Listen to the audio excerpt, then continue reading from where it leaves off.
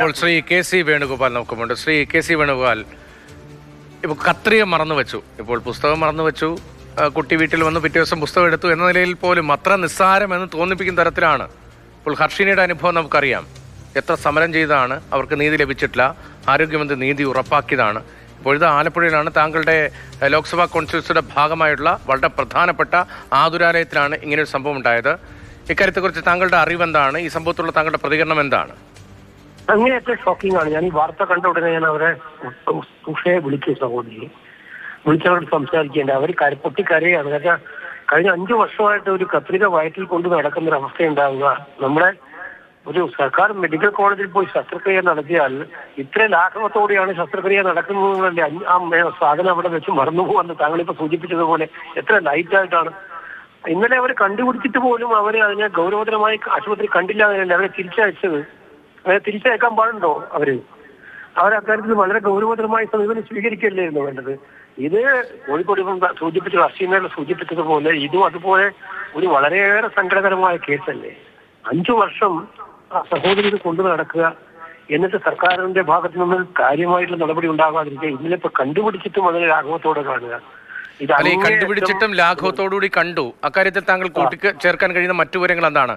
അത് വലിയ ഗൗരവതരമാണല്ലോ. ഇപ്പോൾ പിഴവ് പറ്റി ഇങ്ങനെ ഒരു സംഭവം ഉണ്ടായി. ഹർഷിയുടെ കാര്യത്തിൽ ഉൾപ്പെടെ നമ്മൾ കണ്ടത്. പക്ഷേ ഇത് കണ്ടുപിടിച്ചിട്ടും എന്തുകൊണ്ട് ഗൗരവത്തിൽ എടുക്കാതെ പോയി എന്ന കാര്യത്തിൽ താങ്കൾക്കുള്ള അറിവെന്താണ്? ഞാൻ മനസ്സിലാക്കിയെടുത്തോളം അത് അവര് പൊതിഞ്ഞു വെക്കാൻ ശ്രമിക്കുകയായിരുന്നു. ഇവരോട് ഒരു പോസ്റ്റ് പറയാതെ ഇത് ആരോടും പുറത്ത് പറയുന്നതൊക്കെ പറഞ്ഞ് പൊതിഞ്ഞു വെക്കാൻ ശ്രമിക്കുന്നതാണ് അവരിപ്പോ പറയുന്നത്, ആശയവുമായിട്ട് പറയുന്നത്. ഇപ്പം അവരെ പറഞ്ഞതായിട്ട് ഞാൻ മനസ്സിലാക്കുന്നത് അങ്ങനെയാണ്. എന്തായാലും ഇത് ഇന്നലെ കണ്ടുപിടിച്ചാൽ കഴിഞ്ഞാൽ ഉടനെ ആക്ഷൻ അല്ലേ വേണ്ടത്? ഇത്രയും വലിയ ഗുരുതരമായ തെറ്റ് ആശുപത്രിക്ക് പറ്റിക്കഴിഞ്ഞാൽ അതിന് 5 വർഷം കഴിഞ്ഞ് വേണമെങ്കിൽ 5 വർഷം കഴിഞ്ഞിട്ട് കണ്ടുപിടിച്ച് കഴിഞ്ഞാൽ ആക്ഷൻ ഉണ്ടാക്കി ഇമ്മീഡിയറ്റ് ആയിട്ട് റിമൂവ് ചെയ്യാനുള്ള സംവിധാനം ഉണ്ടാക്കണം. അവരെ തിരിച്ച് പറഞ്ഞയക്കുകയും പിന്നെ ചെയ്യുക എന്ന് പറഞ്ഞാൽ ഇതൊക്കെ എന്നിട്ട് മാത്രമല്ല അത് ഒളിപ്പിക്കാൻ ശ്രമിക്കുക എന്നൊക്കെ പറയുന്നത് നമ്മുടെ സർക്കാർ ആശുപത്രി സംവിധാനത്തിൽ കംപ്ലീറ്റ് വിശ്വാസം നഷ്ടപ്പെടുന്ന രീതിയിലേക്കല്ലേ കാര്യങ്ങൾ പോകുന്നത്. ഇങ്ങനെയാണോ അത് കൈകാര്യം ചെയ്യേണ്ടത്? നമ്മുടെ സിസ്റ്റം ഫെയിലർ വീണ്ടും ഉറപ്പിക്കുന്നു. ആരോഗ്യമന്ത്രിയുടെ വാചകം എടുത്താൽ സിസ്റ്റം ഫെയിലർ, മറ്റാർക്കും ഉത്തരവാദിത്തമില്ല. Complete failure, system totally failure.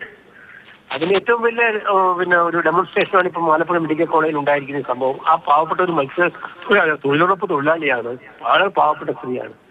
അവരനുഭവിച്ച വേദന എന്തായിരിക്കും? അതിന് ആര് നഷ്ടപരിഹാരം കൊടുക്കും? 5 വർഷക്കാലം ഇത് കൊണ്ടു നടക്കുന്നതിന് ആര് നഷ്ടപരിഹാരം കൊടുക്കും? സർക്കാർ ഈ മറുപടി പറയണം. ഇമ്മീഡിയറ്റ് ആയിട്ട് സർക്കാർ ഒരു മിനിറ്റ് പോലും വൈകാതെ മറുപടിയാണ് കേരളം കാത്തിരിക്കുന്ന ഒരു മറുപടി സർക്കാർ പറയണം. അവരുടെ പൂർണ്ണമായിട്ടുള്ള ചികിത്സാ ചെലവ് ഏറ്റെടുക്കണം, അവർക്ക് നഷ്ടപരിഹാരം നൽകണം, ഇതിന് ഉത്തരവാദികളായതിനെതിരെ അന്വേഷണം നടത്തി നടപടിയെടുക്കണം. ഈ 3 കാര്യങ്ങളിലും അടിയന്തരമായിട്ടുള്ള ആക്ഷൻ സർക്കാരിന്റെ ഭാഗത്തുണ്ടാവും.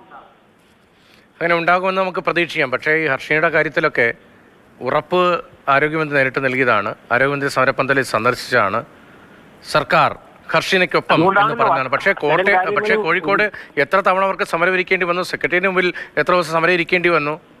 ഇപ്പോഴും പക്ഷേ അങ്ങനെ ഒരു തൃപ്തിപ്പെടുന്ന നടപടി ഉണ്ടായിട്ടില്ല. സർക്കാർ ഇക്കാര്യത്തിൽ നിസ്സംഗതയോടെ ഒരു മനുഷ്യരുടെ വേദനയ്ക്കോ അതുപോലെ തന്നെ അവരുടെ സങ്കടങ്ങൾക്കോ ഒരു വിലയും കൽപ്പിക്കാത്തതുകൊണ്ടാണല്ലോ ഇതിങ്ങനെ റിപ്പീറ്റ് ചെയ്തുകൊണ്ടിരിക്കുന്നത്. എന്തായാലും ഈ കാര്യത്തില് നിതാന്ത ജാഗ്രതയോടുകൂടി ഞങ്ങളെല്ലാം ഉണ്ടാവും. ഇക്കാര്യത്തിൽ അവർക്ക് നീതി കിട്ടുന്നതിനോടുള്ള പോരാട്ടത്തിൽ ഞങ്ങൾ എല്ലാവരും മുന്നിലുണ്ടാവും.